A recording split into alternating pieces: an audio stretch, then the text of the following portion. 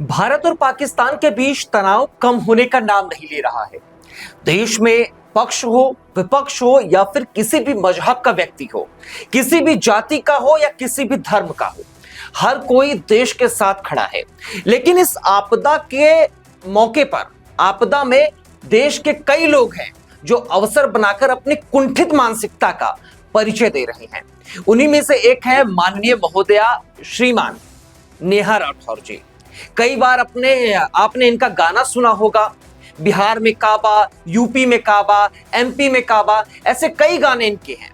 लेकिन इस बार इस क्रूशियल टाइम पर मैडम का एक नया गाना आ गया है। नाम है चौकीदार कायरबा।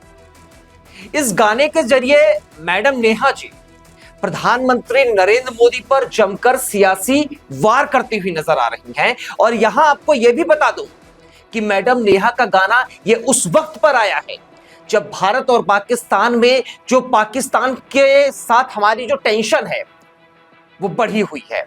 सीज फायर का ऐलान किया जा चुका है। लेकिन इससे पहले नेहा जी लगातार ट्वीट करके भारत सरकार से यह सवाल कर रही थी कि पाकिस्तान पर आखिर एक्शन कब होगा, पाकिस्तान पर भारतीय सेना आखिर कब कार्रवाई करेगी और कब भारत आतंक पर वार करेगा।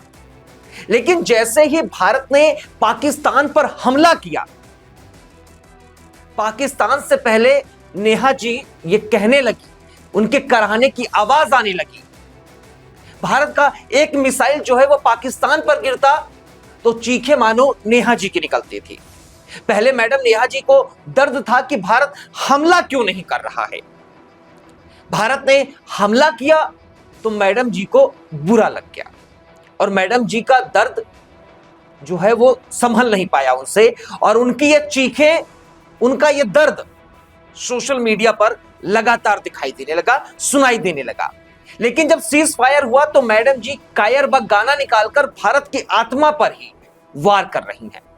लेकिन देश की जो देश है उसके लोकतांत्रिक मूल्यों पर नेहा जी जो वार कर रही हैं, उससे मैडम साबित क्या करना चाहती हैं ये वही जाने। खैर, इन मैडम की बुद्धि हम इन्हीं पर छोड़ देते हैं। इन्हीं को मुबारक ये बुद्धि, जिस वक्त पर देश के हर एक इंसान को एक साथ मिलकर दुश्मन पर वार करना चाहिए, जो जिस भी प्लेटफॉर्म पर था उसका सहारा लेकर देश की सेना, देश का मान बढ़ाना चाहिए, अपनी अनेकता में भी एकता देखनी चाहिए।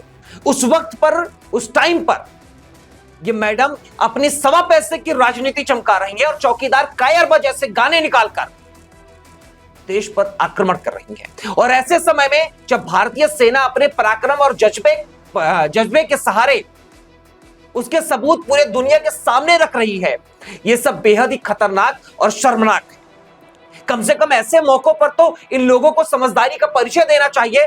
लेकिन विरोध के सुर में अंधे इन लोगों को ना अपना ख्याल है, ना अपनी मातृभूमि का ख्याल है। जिस देश ने इन्हें शोहरत दी, जिस देश ने इनको नाम दिया, पैसा दिया, उसी देश के खिलाफ ये बातें कर रही हैं। भारत जब पाकिस्तान के सीने पर चढ़कर वार कर रहा था तो यही मैडम से नो टू वॉर कहकर चिल्ला रही थी। से नो टू वॉर से कुछ और भी डिटेल सामने निकल कर आती हैं, वो भी आपको मैं बता देता हूं। जैसे 22 अप्रैल को पहलगाम में हिंसा होती है, पहलगाम में आतंकी हमला होता है, पूरा देश आक्रोश में था। पीएम मोदी समेत कई नेता, अफसर लगातार बैठकें करके पाकिस्तान पर वार करने की रणनीति बना रहे थे। तो 1 मई 2025 को मैडम नेहा लिखती हैं कि तो क्या अब ये मान लिया जाए कि पाकिस्तान इस बार भी बच गया है? देश का बदला कब पूरा होगा मोदी जी? देश आतंकवादियों के कटे सिर मांग रहा है। से नो टू वॉर से कुछ और डिटेल्स निकलकर सामने आती है, वो भी आपको बता देते हैं।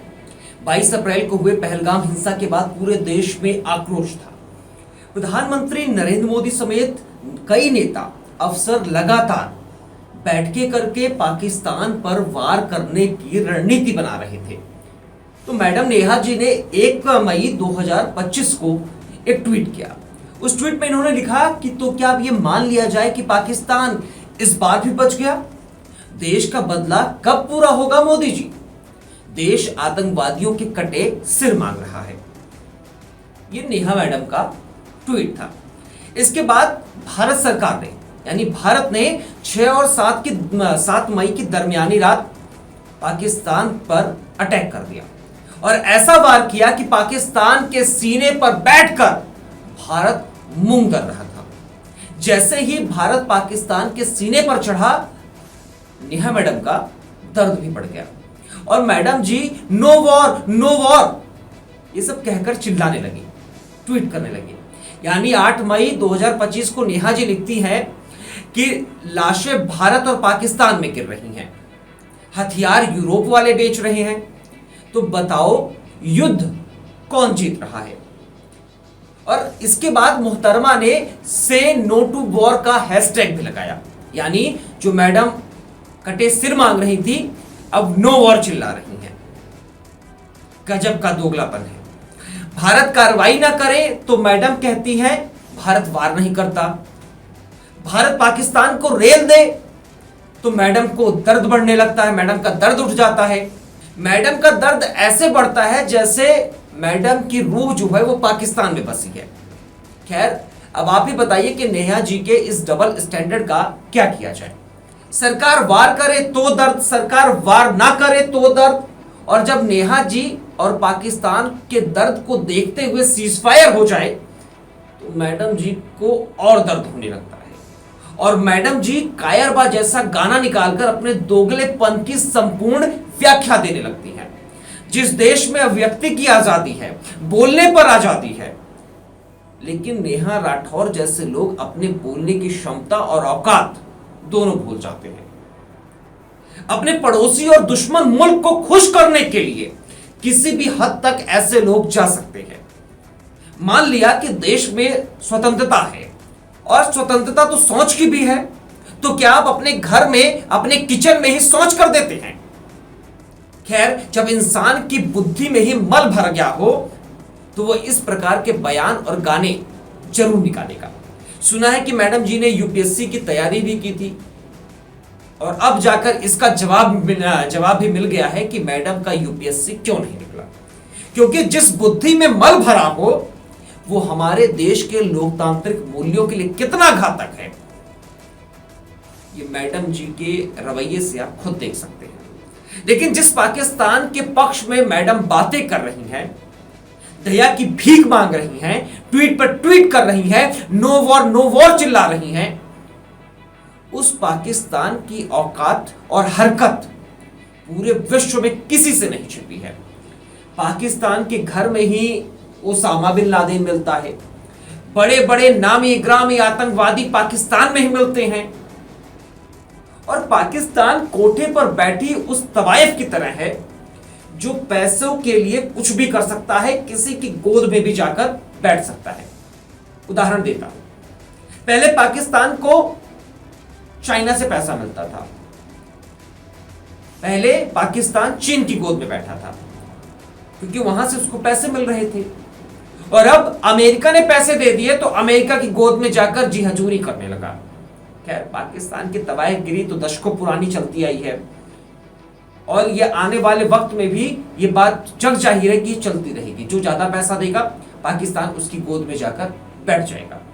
लेकिन हमारे देश के लोग अगर इस तरह से दुश्मन के साथ खड़े होंगे तो इस प्रकार का देशद्रोह और दोहरा रवैया हमें लगातार शर्मसार करता रहेगा। खैर, आप singer, so called poet Neha Singh Rathore madam के दोहरे रवैये को कैसे देखते हैं? ये वीडियो आपको कैसी लगी कमेंट में जरूर बताइएगा। कमेंट आपके लिए ही खुला हुआ है। और अगर आपने अभी तक इस चैनल को सब्सक्राइब नहीं किया है तो प्लीज सब्सक्राइब कीजिएगा और बेल आइकन जरूर दबाइएगा और इस वीडियो को लाइक करना तो बिल्कुल मत भूलिएगा। बहुत बहुत शुक्रिया, धन्यवाद, नमस्कार। वीके न्यूज, राष्ट्र के नाम।